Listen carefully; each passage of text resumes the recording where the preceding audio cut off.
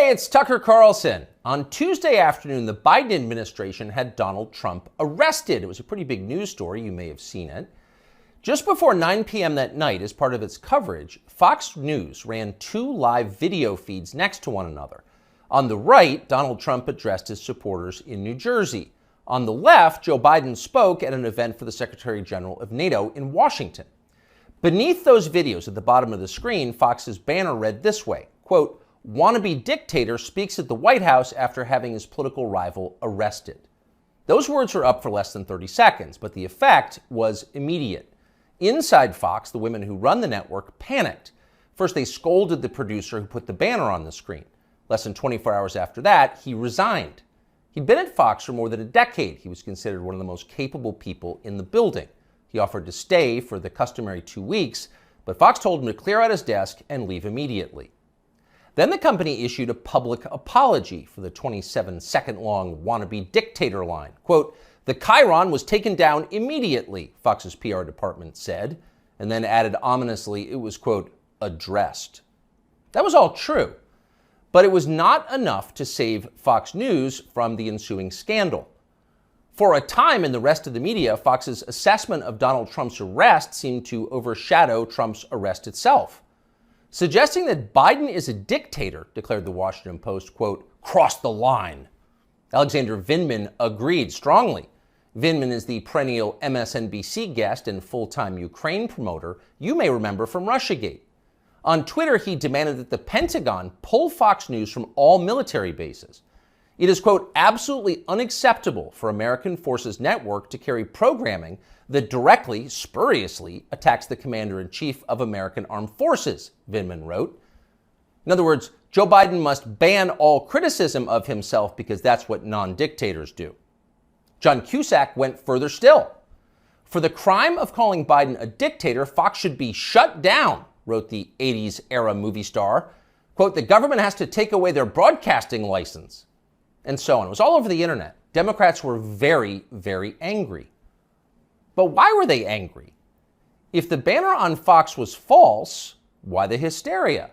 Lies don't seem to bother anyone anymore.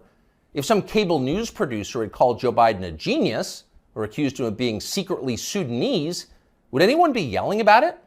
Would Fox News have apologized for it? Probably not. But calling Joe Biden a wannabe dictator, that stung.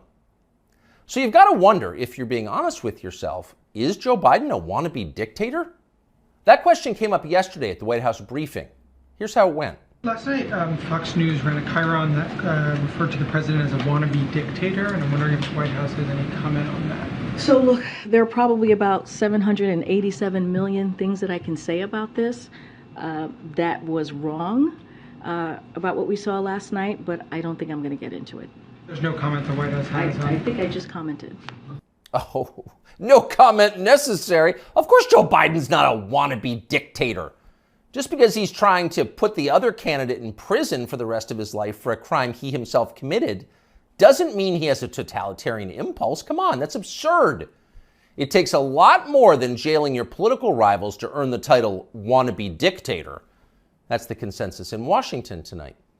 And in some ways, for once, the consensus may be right. It is not a small thing to be a wannabe dictator. It's quite a process. There are a lot of steps. First off, there is the money. The one thing that all dictators have in common is they enrich themselves and their families, their tribe, even as the countries they govern grow steadily poorer and more desperate. They take kickbacks from businesses and from other dictators. They use the official functions of their government to funnel cash to themselves.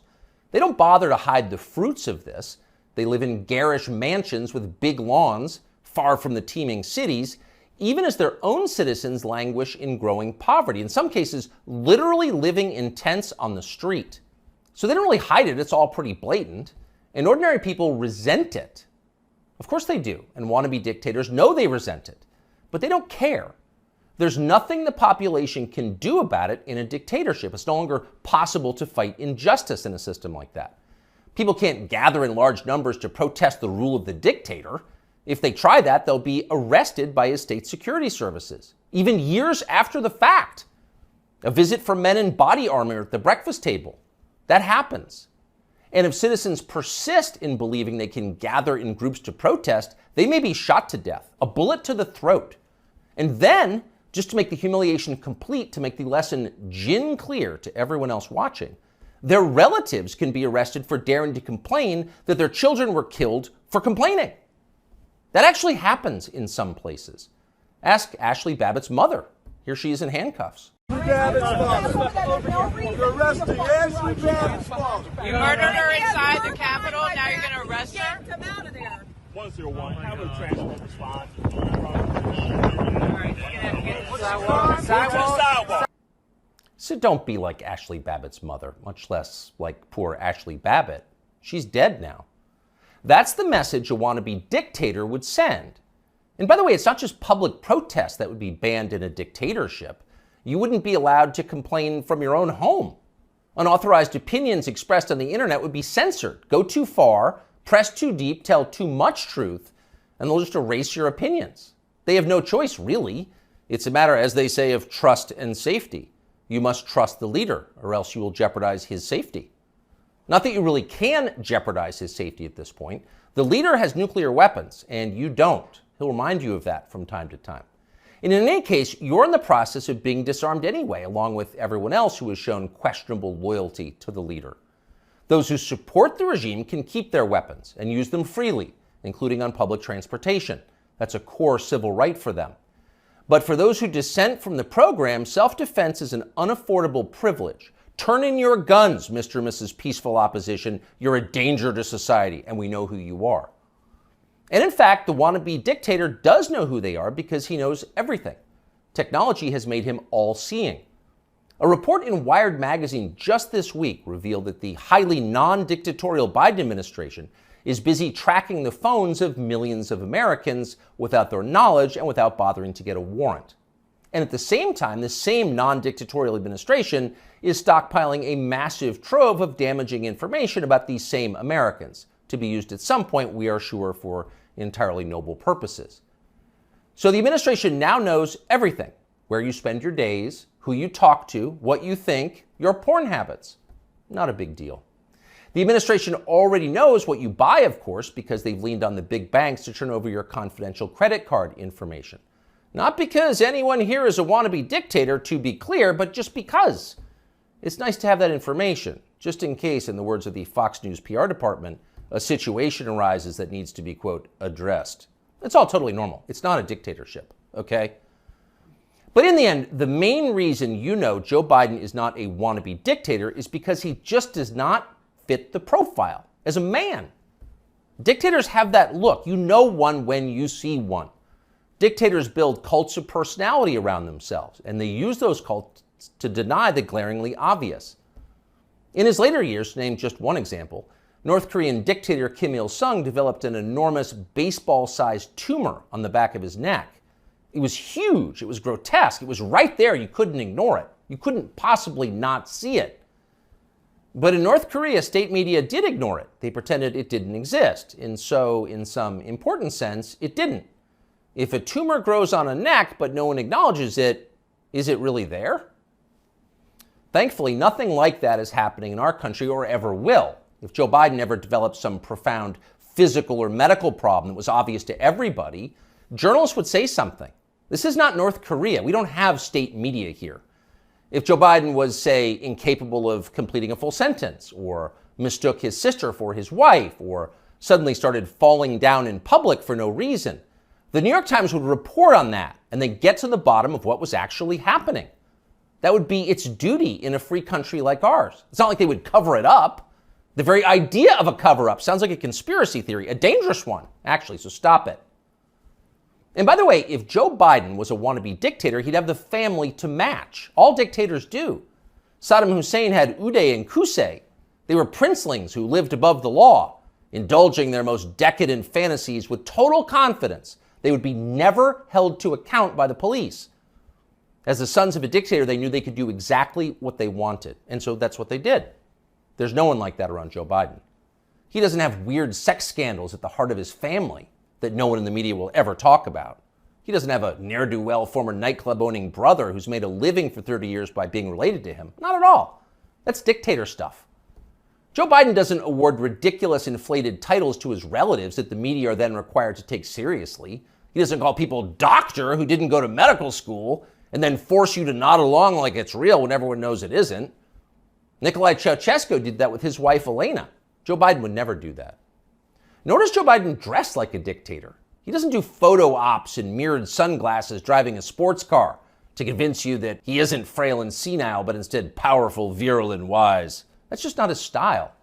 If Joe Biden was a dictator, he'd be wearing epaulets and carrying a tasseled riding crop, and he isn't yet, so calm down. If he was a dictator, Biden's speeches would look like Nuremberg rallies, a blood-red backdrop, armed soldiers by his side, screaming about crushing his eternal enemies. Honestly, Biden did come close to that one time last September at a speech in Philadelphia, but it wasn't in any sense dictatory. It was necessary. As MSNBC assured us at the time, quote, Biden aimed to showcase his faith in the military apparatus and its ability to back the democratic order. See, it was about democracy, not dictatorship. No cause for alarm. He is not a dictator. A dictator would stockpile ammunition for his own bureaucrats, including his tax collectors. He'd redefine the legal code to make disloyalty to the regime the most serious crime. He'd claim dominion over the most intimate parts of his citizens' lives. He'd define what attitudes they were allowed to have about sex and religion and how to raise their families.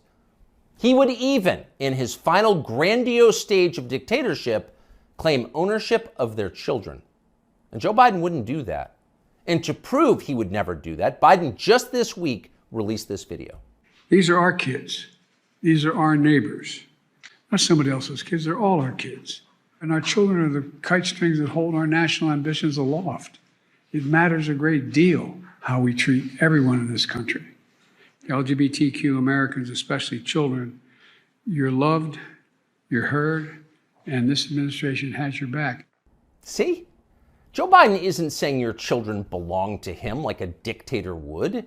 He's saying something very different from that. He's saying America's children are, quote, our children. Not his alone, ours. You share your children with Joe Biden evenly, right down the middle, with alternating weekends. You've got joint custody with Joe Biden, and you can thank heaven that you do. A nation is like a family. Every family has a head, a father. That's Joe Biden, our nation's father. And this, ladies and gentlemen, is now his fatherland. Just don't call it a dictatorship, or we'll have to issue a statement disavowing you. You'll hear people say the news is full of lies. In Kennedy's motorcade. 239 people. Jail cell death of Jeffrey Epstein.